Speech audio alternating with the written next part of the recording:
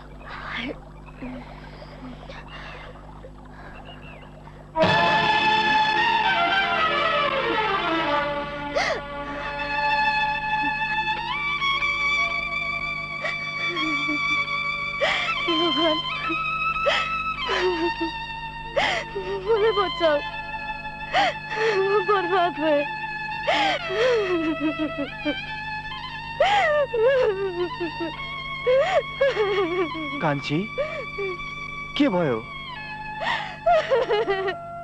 अझ के भयो भन्दै हुनुहुन्छ तपाईँ म लुटिए म खतम भए लुट्न तपाईँले यहाँ ल्याउनु भएको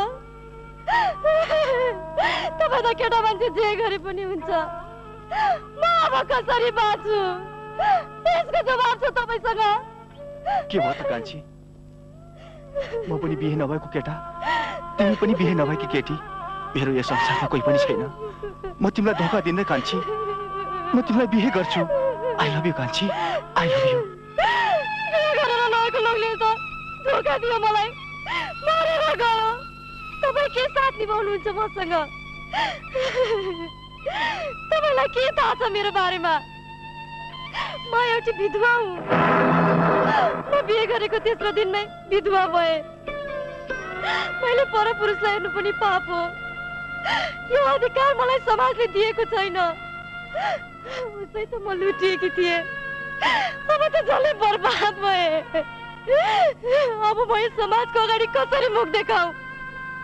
मैले तपाईलाई विश्वास गरेकी थिएँ। किन लुट्नुभयो मलाई? किन? अब म कसरी बाँच्छु? म अब कसरी बाँच्छु? कान्छी, तिमी विधवा भयो त के भयो? म पनि कुनै खानदानी परिवारको मान्छे त होइन। मेरो आमा बाबु को हो मलाई नै थाहा छैन। म एउटा फुटपाथमा जन्मेको मान्छे हुँ। के विधवाको कुनै जिन्दगी हुँदैन? उसले कसैसँग प्रेम गर्नु हुँदैन, हाँस्नु हुँदैन, बोल्नु हुँदैन? तिमी चिन्ता नगर कान्छी, म तिमीलाई अपनाउँछु।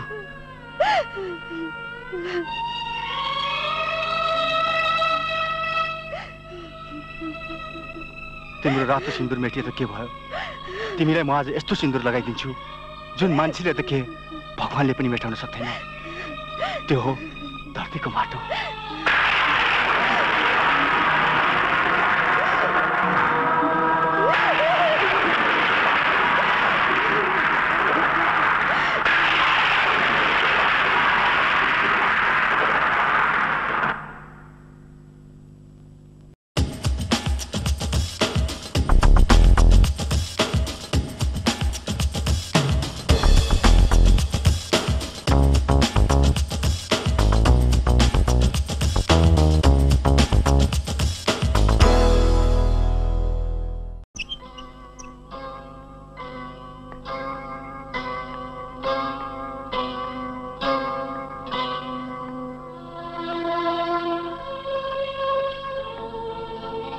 दाई, तेरो घर आउने समय यही हो? कहाँ कहाँ मात्र खोज्नु मैले तँलाई? हो रातभरि एक निन्द्रा सुतेको छैन म। ए आइमे मान्छे भएर रातभरि कहाँ गएकी थिइस् त? चड्काइदिउ तँलाई? दाई, पहिले मेरो कुरा त सुन। बाटोमा पसल राख्यो भनेर रातभरि थुन्दियो मलाई पुलिसले। तँलाई पुलिसले थुन्दियो? हो दाई, नपत्या अरूलाई सोध न, सामान त नगरपालिकामा छ। तँलाई पुलिसले पिटे त पिटेन अघि? केही पनि गरेन अघि? हे बङ्गलामुखी माँ,